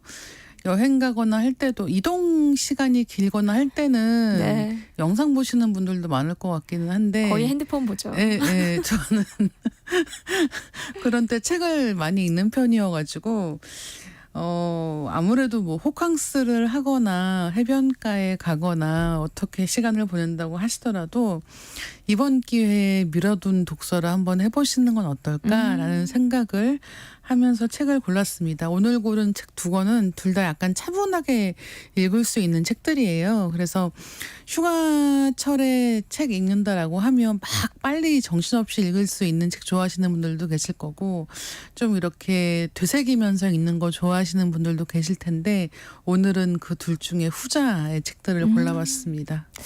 근데 핑계일 수 있지만 네. 사실 여름 휴가철에 이렇게 물놀이 갈 때가 많잖아요. 네. 그러면 책이 젖을까 봐 그렇죠. 좀 그렇거든요. 너무 멋진 핑계지 않습니까? 그래서 책을 소중하게 여기는 마음 때문에 네. 가져갈 수 없다라는 분들이 많이 있으실 텐데요. 한 출판사에서 워터프루프 북이라는 걸 만들었습니다. 워터프루프라는 말이 방수라는 뜻이란 말이에요.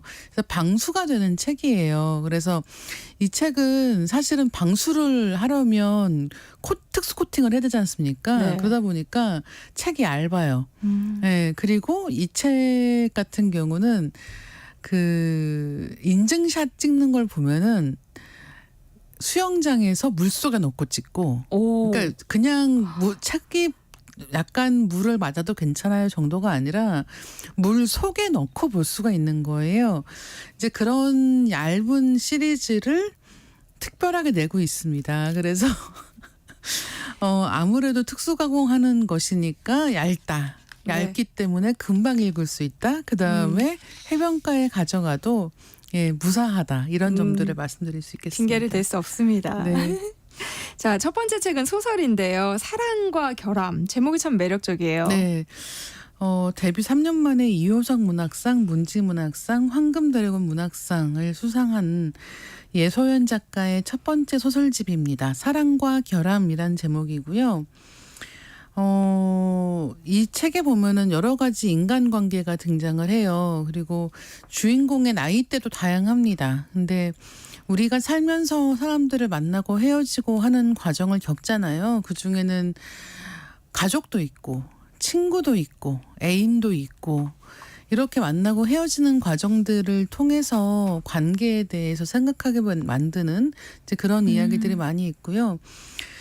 사랑과 결함이라는 제목에서 아마 다들 각자 다른 걸 떠올릴 것 같습니다. 네. 근데 사랑이라고 하는 게 결함 없이 존재할 수 있나라고 하는 근본적인 질문을 던지는 것이기도 해서 아마 읽다 보면 마음이 좀 차분해지면서 우리 가족 이야기를 떠올리기도 하고 나의 지나간 친구들 이야기를 떠올리기도 하고 어떤 경우에는 내가 성장기에 겪었는데 잊어버리고 살았던 일들에 대해서 떠올리게도 되는 그런 이야기들입니다.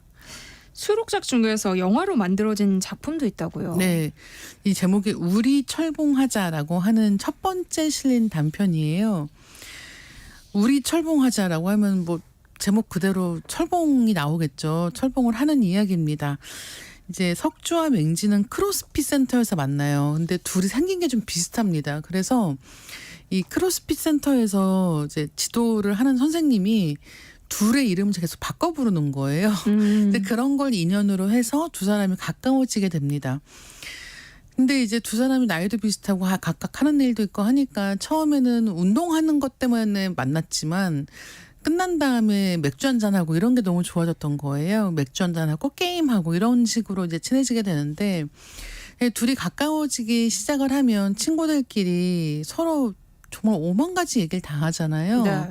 그래서 점점 가까워집니다. 근데 가까워진다는 게 우리가 이상적으로 생각할 때에는 두 사람이 굉장히 친밀해지고 좋은 것들을 나누고 아픔은 또 나누고 이런 것들을 생각하지만 아시겠으나 가까워진 사람들하고는 벽을 허물게 되죠. 그 벽을 허물게 되면 또 뭔가 문제가 생깁니다. 그쵸. 네. 그래서 어떻게 보면 이 거리를 둘 수 없는 관계가 된다는 게 어떤 의미일까라고 하는 것들을 차분차분하게 이제 풀어가고 있는데요. 이 작품이 영화로 만들어졌습니다. 영화 제목은 소설이 우리 철봉하자잖아요. 네. 근데 영화 제목은 철봉하자 우리라고 하는 제목으로 바뀌었고요. 소소하게 설정들이 바뀐 부분이 있습니다. 여기서는 주인공들이 클라이밍장에서 만나는 걸로 되어 있고요. 그러니까 이런 식으로 약간의 설정은 바뀌었지만 제 중심적인 이야기는 거의 그대로 가져가는 영화가 한 편 만들어졌어요. 이 작품도 굉장히 재밌고요. 아마 아직은 개봉을 안 했거든요. 근데 개봉하게 되면 이 책과 같이 비교해서 보시는 것도 좋을 것 같습니다. 네. 또 어떤 작품이 있어요? 이 책에서 빼놓고 이야기할 수 없는 작품들이 성장기 3부작입니다.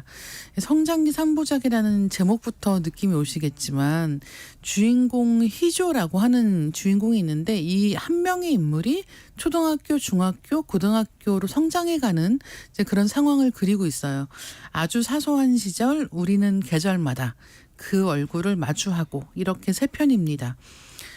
처음에 초등학교 때 이야기로 시작을 해요. 근데 초등학교 때 이야기부터 시작하는 이 작품들이 예사롭지가 않습니다. 분위기가 우리가 보통 초등학생이 주인공인 이야기라고 생각하면 굉장히 밝고 맑고 약간 그 천진난만하고.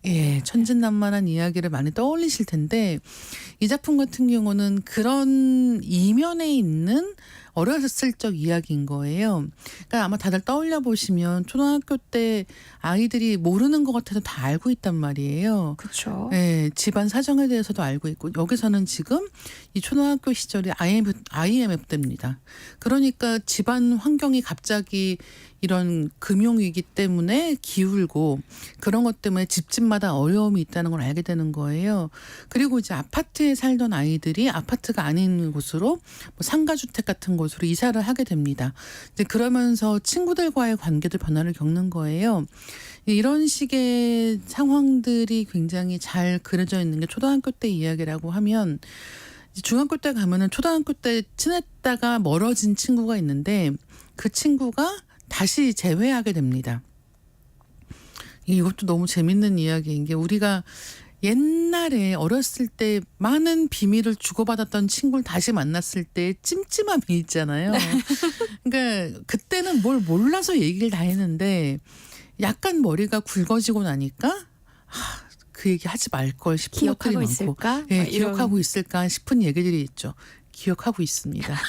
그래서 이 이야기에서는 이제 만난 아이들이 그 기억하는 것을 둘러싸고 갈등을 겪기도 하고 이런 이야기들이 펼쳐지고요. 이제 고등학교 때로 가면은 이야기는 약간 더 어두워집니다. 이제 그러면서 이 희조라고 하는 주인공이 어떻게 살아가게 되는지에 대해서 좀 두 눈을 부릅뜨고 보게 되는 그런 이야기들인 것 같아요. 사실 이렇게 하나의 주인공이 몇 편에 걸쳐서 성장해가는 모습을 본다는 게 마음이 아플 때도 있고 그다음에 굉장히 뭐라고 할까요? 잘 컸으면 좋겠다. 남의 얘기 같지 않은 느낌이 들 때가 있는 거예요. 네. 근데 그럼에도 불구하고 이 IMF 이후에 한국 사회가 얼마나 어려운 시절을 겪어왔는가, 그 사이에서 아이들은 어떻게 방치되었는가 하는 문제들을 다각도로 생각해보게 만드는 그런 이야기들입니다.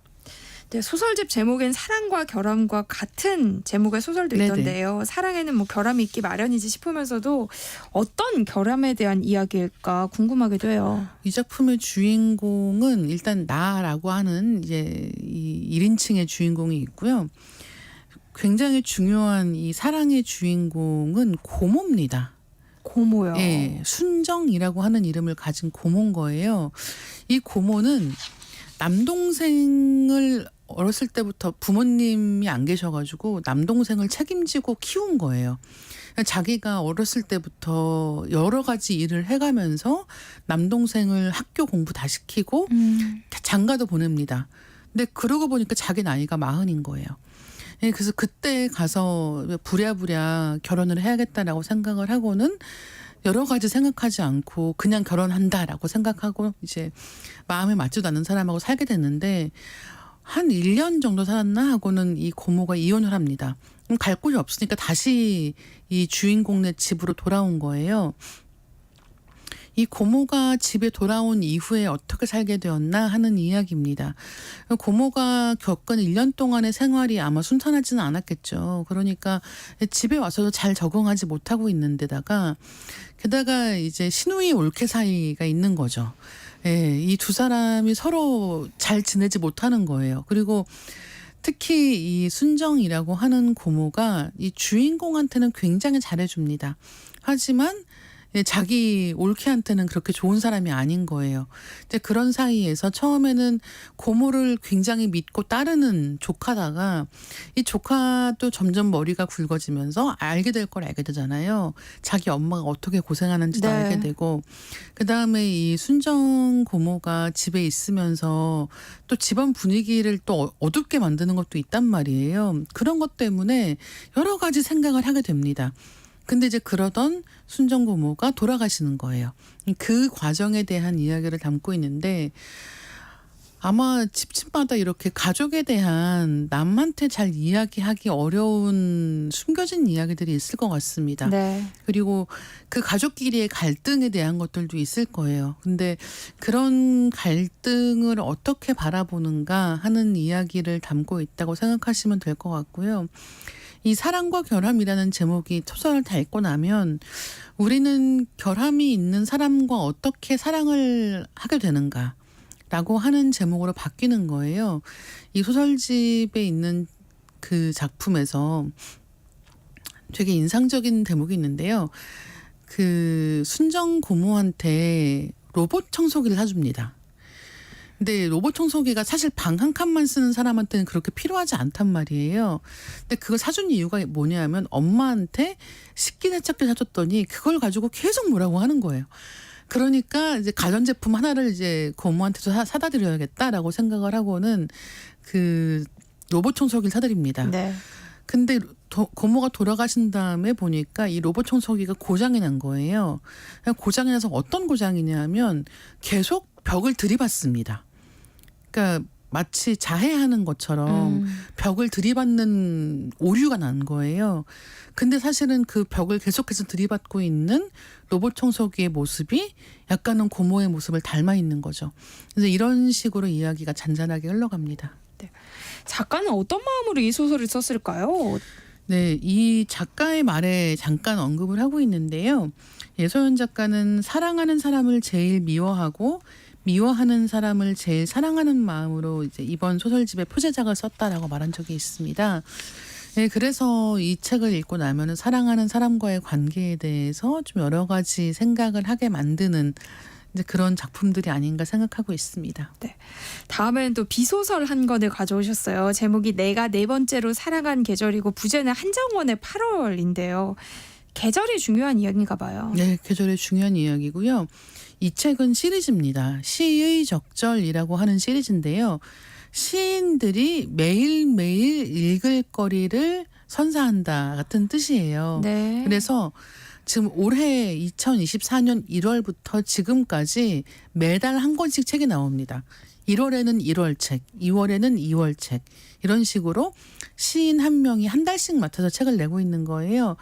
그 8월 달 시리즈가 한정원 시인의 8월이고요. 내가 네 번째로 사랑하는 계절이라는 제목입니다. 이 책을 쓴 한정원 작가에 대해서도 얘기를 좀 해주세요. 시와 산문을 다 쓰는 작가고요. 2020년도에 시와 산책이라는 산문집이 나왔어요. 이 책을 출간하면서 작품 활동을 시작을 했는데 시와 산책에는 겨울 분위기를 느낄 수 있는 산문부터 시작하거든요. 근데 이번에는 여름 분위기를 느낄 수 있는 산문들인 거예요. 그다음에 또 한 가지 특징은 뭐냐면 저는 이 시와 산책이라는 책 같은 경우가 한정원 작가가 이 책으로 데뷔를 했으니까 알려진 작가가 아니잖아요. 네.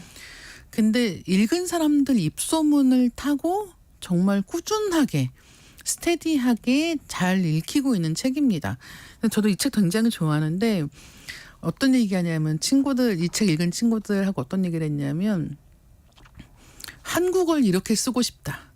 그러니까 한국어를 할 줄 안다고 해서 모두가 다 멋지게 말하거나 아름답게 말하는 건 아니지 않습니까? 네. 근데 이 책을 읽고 있으면 나도 내가 느낀 걸 이 사람이 표현했는데 내가 할 수 있는 것과 너무 다른 표현법인 거예요. 그래서 나도 이런 한국어를 구사하고 싶다라는 생각이 들 정도로 굉장히 유려한 산문을 쓰는 작가입니다. 네. 그러니까 8월의 이야기를 하루에 한 편씩 읽어봐도 좋을 것 같은데요. 네. 오늘이 8월 19일이잖아요. 그쵸. 그러면 오늘에는 어떤 이야기가 실려 있어요? 오늘 실려있는 이야기는 파도 이야기입니다. 파도가 없다면이라고 하는 제목인데요. 파도가 없다면 바다를 미처 사랑하지 못했을 것이다 라고 하면서 파도라는 것을 이야기합니다. 근데 이 파도라고 하는 게 바다에 있는 주름이기도 하잖아요. 그 주름은 골짜기에 있다는 것이고 골짜기는 숨길 것이 있다는 뜻이라는 거예요. 그런데 우리가 얼굴에 있는 골짜기가 있죠. 주름입니다. 그래서 이제 어떤 의사가 그런 얘기를 했다는 거예요. 이제 이런 주름 생기니까 조심하세요. 이런 식의 이야기를 했다는 거죠. 근데 거기에 대해서 어떻게 얘기하냐면 늙어가는데 주름이 져야지요. 없애고 싶지 않습니다. 내가 기쁘게 살았다는 증거이고 눈빛이고 어떤 비밀이고 파도인데요. 라고 이야기를 하는 거죠. 그러니까 이제 눈에 있는 주름에 대해서 파도라고 생각한다는 게 너무 멋진 일인 거예요. 와. 예, 이게 오늘 글입니다. 그래서 이렇게 하루에 한 편씩 시나 산문이나 사진을 보실 수 있는 그런 구성의 책입니다. 네. 이 책만의 매력이 있다면 뭐가 있을까요? 일단 지금 말씀드린 곳에서도 약간 느낌이 오시겠지만 일단 8월이라고 하는 계절에 대해서 한여름이라는 계절에 대해서 생각해보게 만드는 글들이 많이 실려있기 때문에 더운 거 너무 싫다라고 생각하시는 분들께 당신만 싫어하는 게 아닙니다. 왜냐하면 이 책 제목이 생각해보세요. 내가 4번째로 사랑하는 계절이잖아요. 네. 근데 계절이 4개잖아요. 그러니까 가장 안 좋아하는 계절인 거예요. 근데 그 가장 안 좋아하는 계절에도 이렇게 풍성한 글감을 길어 올리는 사람이 있구나라는 생각이 들기도 하고, 그러면서 책 중간중간에 있는 시나 아니면 사진들을 통해서 약간은 시원한 느낌을 받으실 수도 있을 것 같습니다. 차분한 분위기의 산문들인 것 같아요. 마음이 좀 정갈해지는 것 같기도 하고요. 그렇죠. 지금 말씀드린 글도 그렇지만 이 책에 실려있는 글이 거의 다 그렇습니다. 그래서 제가 또 좋아하는 글 중에 하나가 네. 조금 사랑하기라고 하는 글이 있어요. 네. 이건 8월 7일자 글입니다. 여름에는 정말 미심쩍다. 시간이 흐르지 않는 게 아닐까. 중지되고 정체되는 감각. 여름에 그럴 때 있죠. 막 해가 막 내리쬐고 있을 때 시간이 안 가는 것 같고 영원히 이렇게 더울 것 같을 때가 있잖아요. 그런 감각에 대한 이야기인데요. 이 이야기가 어떻게 진행이 되냐면, 나는 여름에 물기 많은 과일을, 헐거운 옷 속으로 들어오는 낮은 바람을, 오수에 빠진 사람과 동물의 방심한 얼굴을 조금 사랑한다 라고 되어 있습니다. 그러니까 사실은 여름에만 먹을 수 있는 물기 많은 과일들 있죠. 수박 같은 과일들 있지 않습니까? 네. 그다음에 여름에는 딱 붙는 옷을 잘 입지 않으니까 이제 헐거운 옷 속으로 그 바람이 가끔씩 스쳐 들어올 때 그 시원한 느낌이 있잖아요. 근데 그런 것들에 대해서 조곤조곤 짚어주는 이 책의 문장들이 읽고 있으면 나 여름 좀 좋아하는 거 아닌가? 나 그렇게 여름 싫어하는 거 아닐지도 모르겠다라는 생각이 들기도 하는 것 같아요. 와, 저 기자님이 네. 한국어를 이렇게 하고 싶다라는 네. 그 느낌이 뭔지 좀 알 것 같아요. 그렇죠. 그 우리가 더울 때 너무 덥다 한 다음에 아무 생각도 안 나잖아요. 그러니까요. 그걸 이렇게 표현할 그렇죠. 수 없죠. 네. 그래서 이게 시를 읽고 우리가 산문을 읽고 하는 이유가 무엇일까 생각을 해보면, 우리가 이미 알고 있다고 생각하는 한국어에 대한 새로운 감각을 일깨울 수 있다는 생각이 드는 거예요. 그래서 그런 면에서 이 책에 실린 글들이 좀 두고두고 천천히 읽기에 좋다라는 생각을 했고, 사실은 책에 이렇게 글이 많지가 않단 말이에요. 네. 사진도 있고 시도 있고 하기 때문에 글자 수만 따진다면 그렇게 많지는 않습니다. 근데 그럼에도 불구하고 천천히 읽다 보면은 그 선선해지는 그 감각이 있고, 그리고 여름이라고 하는 계절이 역시 여름은 더워야 여름이지라는 느낌도 있는 거예요. 네. 그리고 이 책에서 전 또 되게 좋았던 부분 중에 하나가 여름에 대해서 씨를 많이 뱉는 계절이라는 말도 있습니다. 그렇죠. 네. 씨를 많이 뱉는 계절이죠. 맞아요. 여름 과일들이 좀 네. 그렇죠. 근데 그 씨를 뱉으면서 우리가 이 씨가 또 새로운 생명이 될 수 있다는 생각을 안 하잖아요. 근데 이제 그런 것에 대해서도 살짝 짚고 넘어가는 부분들이 있는데, 뭐 읽고 있을 거 있으면 굉장히 아름답다라는 생각이 절로 드는 거죠. 네, 최혜진 님이 휴가는 책과 함께 괜찮을 것 같습니다 하셨어요. 오늘은 여름 휴가지에서 읽으면 좋을 책들 알아봤습니다. 아직 끝나지 않은 여름 휴가 앞두고 계신 분들, 오늘 소개해드린 책들과 함께 다녀오시면 어떨까 싶습니다. 또 다음 주 월요일에도 이다희 기자가 찍어놓은 북마크 공유해드릴게요. 오늘 말씀 고맙습니다. 네, 감사합니다.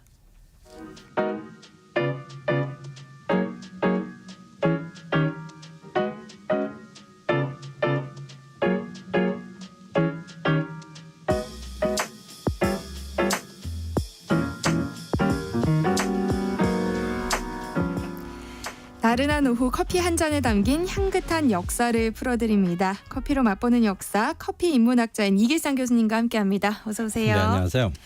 네, 오늘은 유럽으로 커피가 전해진 역사를 말씀해 주시기로 했는데요. 네. 우리나라에 커피가 처음 알려졌던 게 언제였죠? 예, 굉장히 오래전이에요. 상식적으로 알고 있는 것보다. 우리나라 사람이 쓴 책에 커피가 처음 등장한 게 무려 176년 전인 1848년. 네. 헌종 14년이었습니다. 그 당시에 그 윤종이라는 그 유학자가 쓴 벽위신편이라는 세계 지리책이에요. 외국을 알아야 우리나라를 방배할 수 있다. 뭐 이런 목적을 가지고 외국의 지리를 소개했는데 이 책에서 커피를 처음으로 다뤘습니다. 그다음에 커피가 처음 들어온 것도 그 후 13년 정도 지난 1861년, 그러니까 철종 12년이었으니까 고종 전이죠. 이 주인공은 프랑스 선교사 시메옹 베르네라는 사람이었었고요. 이게 163년 전이니까 서울에서 커피 향기가 처음 이렇게 퍼진 것도 꽤 오래됐습니다. 물론 이제 유럽의 커피가 전해진 거는 것보다는 우리가 늦었죠. 뭐 유럽은 커피가 발명된 이슬람 세계와 붙어 있으니까 당연히 빨랐죠. 네. 예, 아라비아 반도 남쪽 예멘에서 이제 커피가 처음 등장한 게 1460년대예요. 유행도 그때 바로 했는데 1460년 그러면 유럽에 바로 인접한 유럽의 커피가 전파되기까지는 시간이 얼마 정도 걸렸을 것으로 예상해 볼 수 있을까요? 지중해가 바다라고는 하지만 뭐 태평양이나 대서양처럼 넓은 건 아니잖아요. 네네. 그렇게 오래 걸리진 않았을 것 같은데요. 그렇죠. 생각보다는 오래 걸리지 않아야 하는데 오래 걸렸습니다. 네. 예, 커피라는 음료가 있다는 걸 아는데 1세기 이상이 걸려요. 유럽인 중에 이제 커피를 글로 처음 소개한 사람은 레오나르트 라우볼프인데 이 독일에서 태어난 라우볼프는 의사이면서 식물학자였습니다. 이 사람은 1573년부터 한 3년 동안 그 중동의 레바논, 뭐 시리아, 팔레스타인, 이스라엘, 이라크, 쿠웨이트 우리가 알고 있는 이 지역을 여행을 했습니다.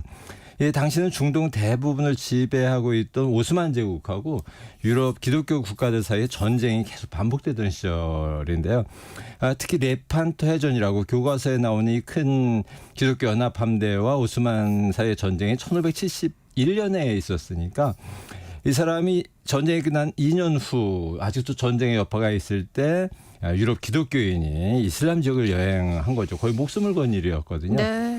기독교인인 라우볼프는 왜 이렇게 위험한 시기에 위험한 지역을 여행을 했을까요?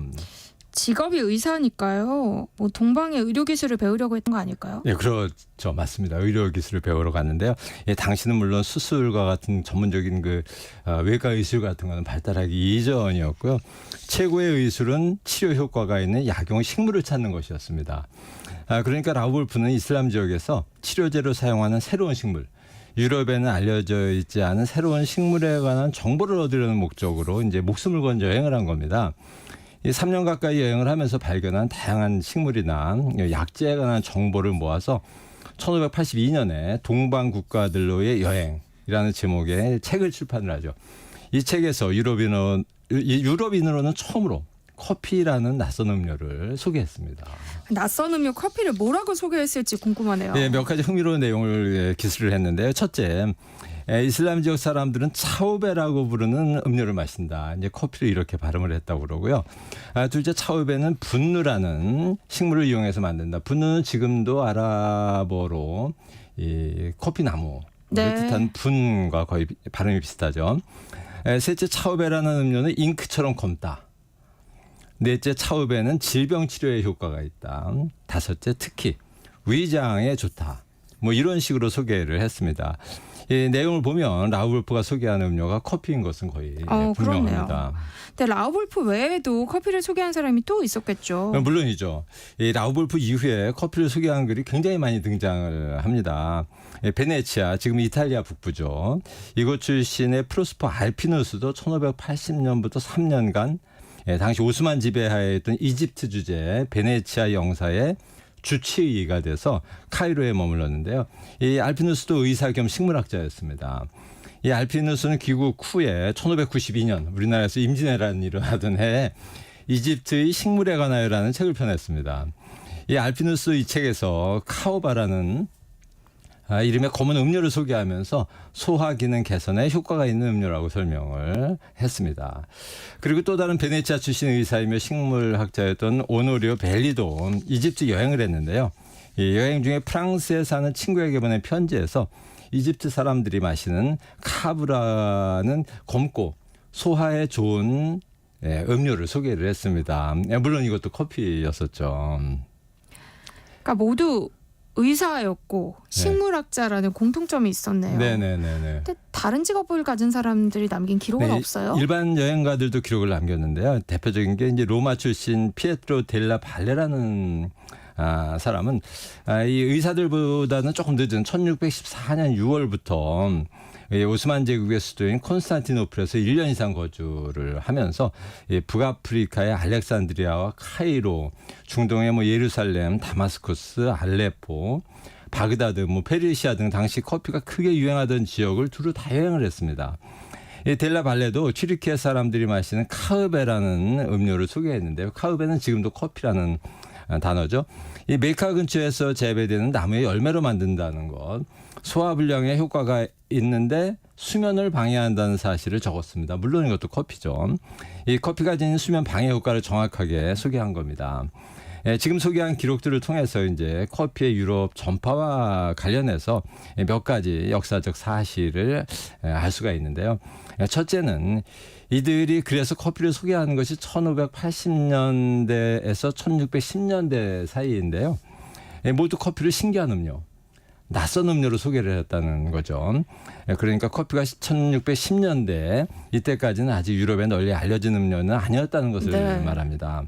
1616년에 사망한 셰익스피어는 그래서 아쉽게도 커피를 마셔보지 못했습니다. 그래서 셰익스피어 작품에 커피가 등장하지 않고 맨 술 얘기만 나오는 게 그런 이유입니다. 그런데 믿기 좀 어려운 이야기가 하나 전해져 오고 있는데요. 이 모든 교과서에 다 나오는 내용입니다. 이 교황 클레멘스 8세가 커피에게 세례를 주었다는 얘기입니다. 혹시 그런 얘기 들어보셨나요? 아니요, 처음 들어보는데요. 예, 내용은 이렇거든요. 이 어느 날 교황 클레멘스 8세의 주변 인물들이 이 가톨릭 신자들은 이 사탄의 음료, 이교도의 음료인 커피를 마시지 못하게 해달라고 교황한테 청원을 했다고 합니다. 그래서 이제 판단을 하기 위해 교황이 커피를 가져오라고 해서 직접 마셔봤어요. 그리고 나서는 이렇게 말을 했다는 거죠. 이 음료는 왜 이렇게 맛이 좋은가? 이 맛있는 음료를 이교도들만 마시게 하는 것은 안타까운 일이다. 그러면서 커피에게 세례를 베풀어서 널리 마시도록 하였다. 기록에는 없지만 널리 구전되어 온 이야기는 사실이 아니죠. 왜냐하면 교황 클레멘스 8세는 1605년에 타계했거든요. 1605년에. 만약 1605년에 커피를 교황이 공인해서 널리 퍼지게 했다면 교황청이 있는 로마에 살던 델라 발레라는 사람이 1614년에 커피를 낯선 음료로 소개했을 리는 없죠. 신기한 음료라고 소개했을 리는 없습니다. 그렇죠. 널리 퍼진 음료를 신기한 음료라고 소개할 수는 없었겠죠. 네네. 이들 초기 커피를 소개한 글들을 통해서 알 수 있는 이제 두 번째 사실은 커피가 당시에는 치료제, 즉 의약품으로 알려졌다는 겁니다. 의약품이었기 때문에 가격도 좀 비쌌고 대중화되기까지 일정한 시간이 필요했다는 얘기죠. 그리고 세 번째로 재미있는 것은 이 커피라는 음료를 소개했던 이 사람들 중에 커피를 직접 마셔보았다는 기록을 남긴 사람은 한 명도 없었다는 겁니다. 남의 이야기를 하듯이 소개를 했을 뿐 이제 직접 마셔보았다는 얘기를 한 사람은 없습니다. 커피가 유행하던 이슬람 지역에 1년 내지 2년 거의 3년 가까이 살면서 커피를 안 마셨을까요? 그러게요. 마시지 않았을까요? 그렇죠. 특히 이제 질병 치료 효과가 있는 음료라는데 의사가 마셔보지 않았을 리는 없을 것 같아요. 그러니까요. 그런데 마셨다는 기록을 남기지는 않은 거죠. 왜 그랬을까요? 특별한 이유가 있습니다. 오스만 제국이 유럽을 심하게 괴롭혔던 1500년대 중반까지는 유럽인들이 지닌 이슬람 문명에 대한 경계심이 굉장히 컸습니다. 그래서 이교도의 음료나 문화에 대한 저항이 심했죠. 맥주나 와인에 비해 맛이 더 좋다고 하기도 어려운 게 사실 좀 커피였고요.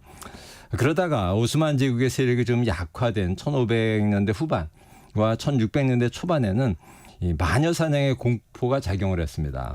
이 마녀 사냥이 가장 심했던 때가 바로 이 시기였거든요. 13세기에는 징기스칸의 등장으로 유럽 전체가 힘들었고 14세기에는 흑사병이 유행을 해서 또 민심이 악화되죠. 이어서 15세기의 르네상스, 16세기에 종교개혁이 일어나면서 이 가톨릭에 대한 비판과 불신, 구시대의 전통에 대한 불신이 커졌습니다. 17세기에 들어서면서는 또 소빙하기가 정점을 이루면서 식량난도 닥치죠. 인구가 줄어듭니다. 유럽이 오랫동안 유지해오던 구질서가 완전히 위기를 맞은 겁니다.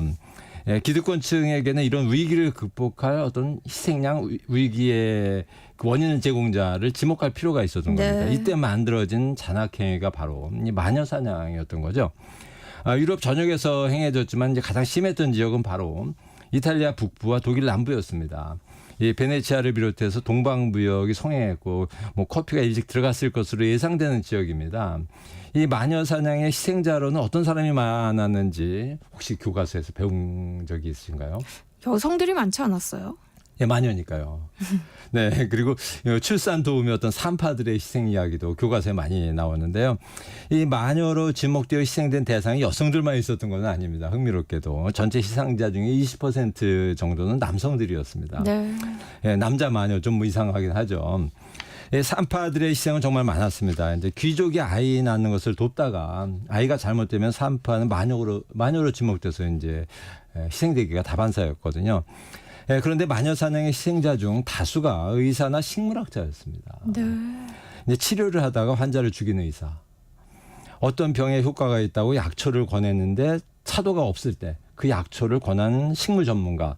뭐 이런 사람들이 마녀로 몰려서 죽습니다. 그러니까 이슬람 지역을 여행하고 초기에 커피를 소개했던 의사나 식물학자들이 이교도의 음료인 커피를 자신들이 마셔보니 뭐 이런저런 효능이 있다고 섣불리 이야기하거나 권하기는 어려웠을 겁니다. 그래서 이 마녀 사냥이 기승을 부리던 17세기 초반까지 커피를 마셨다는 기록을 남긴 유럽인이 없었던 거죠. 그러니까 마녀 사냥 이야기가 커피 역사에도 등장하는 거군요. 네네. 그렇다면 유럽인 중에서 커피를 마신 기록을 최초로 남긴 사람은 누구예요? 네, 우리나라 중학교 2학년 과학 교과서에 나오는 인물입니다. 과학 교과서요? 네네. 누굴까요? 예, 과학자였는데요. 예, 의학 박사 학위를 가진 의사였습니다. 과학자가 맞죠.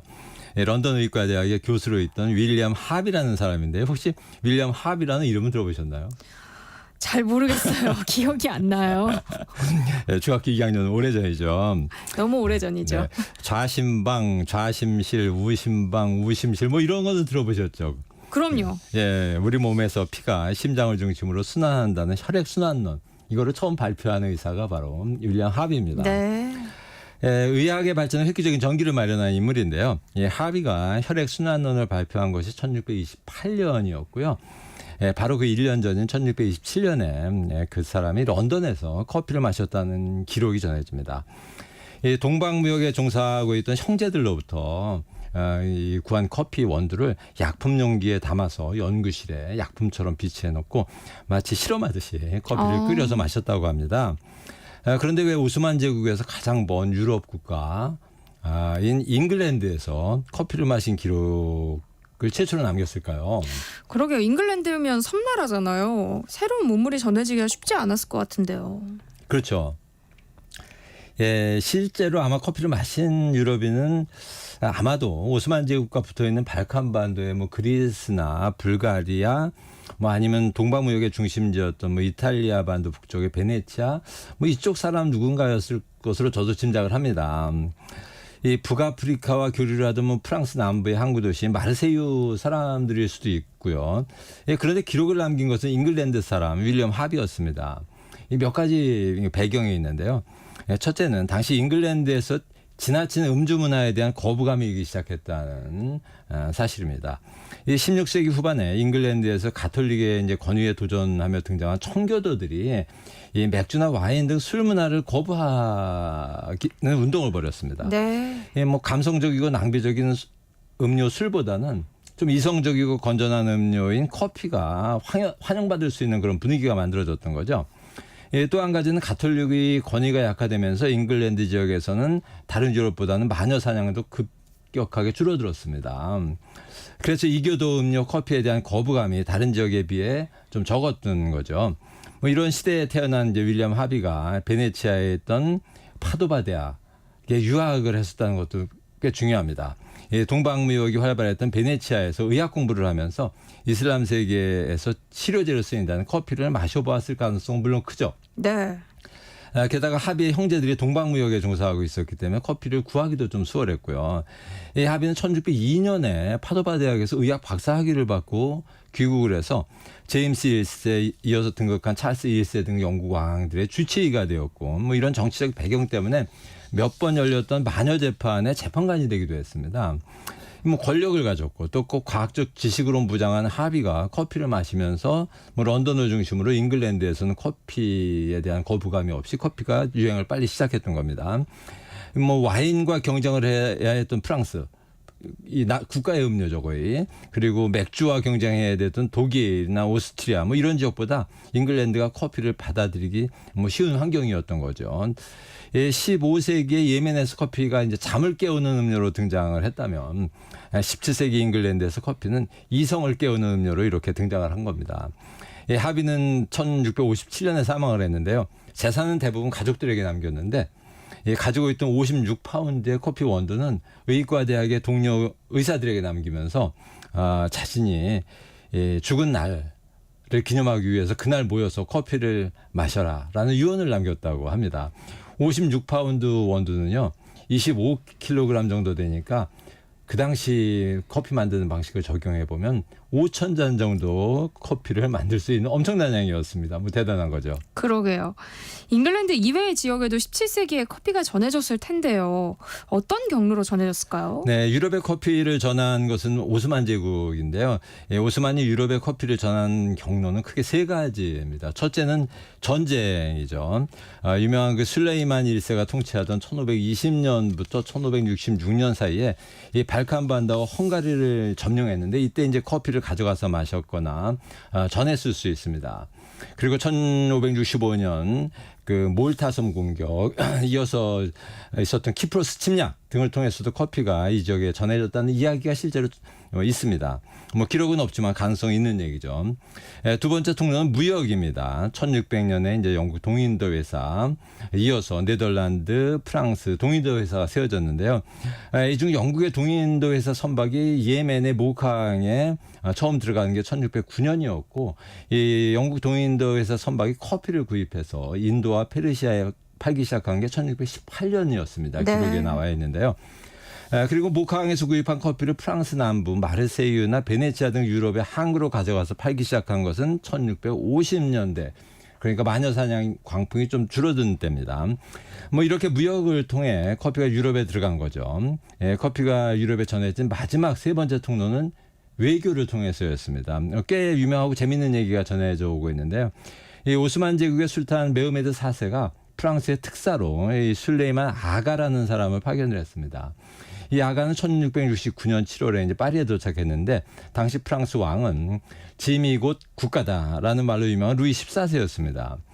루이 14세는 프랑스의 절대 왕정을 확립한 군주로 무려 72년 동안 재임한 유럽 최장수 군주죠. 파리 베르사유 궁전을 지은 인물입니다. 이 루이 14세가 머물렀던 베르사유 궁전에서는 제1차 세계대전을 마무리하는 뭐 베르사유 조약도 유명했고 이번 올림픽도 그 종목 하나가 마당에서 열렸습니다. 이 베르사유 궁전으로 루이 14세를 만나러 간 오스만 제국 술탄의 특사 아가는 근데 궁전에서 쫓겨났습니다. 특사면 외교관이잖아요. 쫓겨난 이유가 뭐예요? 옷이 문제였습니다. 입고 있는 옷이 아가는 프랑스인들이 보기에는 평상복으로 보이는 평범한 오스만 제국식 옷을 입고 루이 14세 앞에 나타난 겁니다. 이 복장을 보고 화가 난 루이 14세가 오스만 제국의 술탄 이름을 부르면서 존칭을 또 사용하지 않았습니다. 감정 싸움을 한 거죠. 이번에는 아가가 불쾌해지죠. 이 감정 싸움이 계속됩니다. 그래서 방이 1000개 가까이 되는 베르사유 궁전에 방을 주지 않고 파리 시내로 내쫓아 버렸습니다.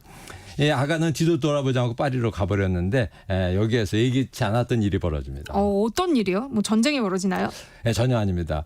두 나라는 서로 협력을 해서 이 신성 로마 제국과 싸워야 되는 같은 입장이었기 때문에 협력하는 것이 불가피했습니다.